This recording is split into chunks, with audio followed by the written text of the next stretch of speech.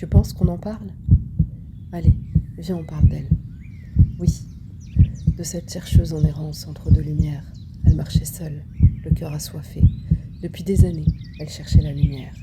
On lui avait dit que la lumière était partout, dans les pierres, dans les mantras répétés, que Dieu était en elle, ce qui lui faisait croire de son autosuffisance divine, une femme Dieu, qui avait besoin de personne, mais qui baignait dans des dépendances multiples, formation, information, méthode, coach, thérapie, mentor.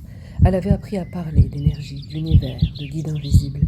Tout cela l'avait un temps profondément soulagée, mais jamais comblée.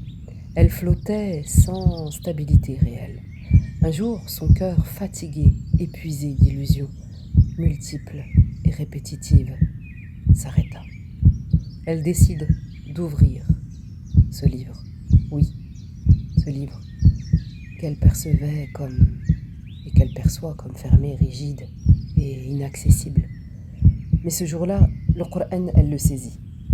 Elle ouvre ce livre car son cœur fermé dans la douleur s'ouvre à l'écoute des paroles du Créateur Tout-Puissant, Allah Azza wa Jal. Et ce verset, dont le sens en substance est le voici. C'est lui qui fait descendre sur son serviteur des versets clairs afin de vous faire sortir des ténèbres vers la lumière.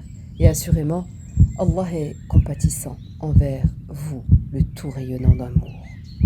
Ces mots la percutèrent.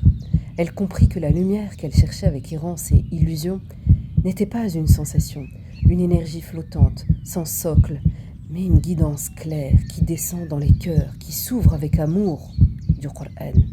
Une guidance, une hidayah pour s'orienter par les plus belles paroles lumineuses, Kalam Allah. Puis, elle ouvre à nouveau le Coran et reçoit ce verset dont le sens en substance est le suivant. N'est-ce pas à Allah qu'appartient la voie pure, et ceux qui prennent pour protecteurs en dehors de lui disent « Nous ne les adorons que pour qu'ils nous rapprochent d'Allah ». Elle frissonna, trembla. C'était exactement ce que faisaient ces enseignements modernes. Des entités, des énergies, des méthodes, des protocoles, des êtres de lumière, des affirmations à ne plus finir, des mantras, le kundalini, le yoga, soi-disant neutres, mais invoqués comme des médiateurs. Elle se rendit compte que cela ressemblait au tawhid, mais que c'était en réalité du shirk raffiné, travesti en développement personnel, développement spirituel. Puis elle s'arrête à nouveau sur un verset qui l'interpelle, dont le sens en substance est le suivant.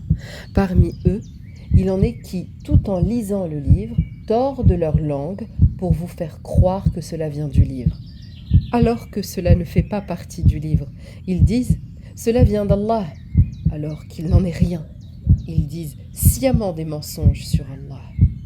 Oui, c'est dans Sourate Ali Imran, verset 78.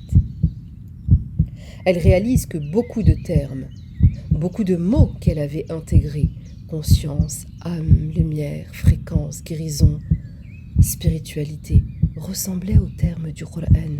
Mais leur source, leur fondation, leur intention étaient totalement opposées.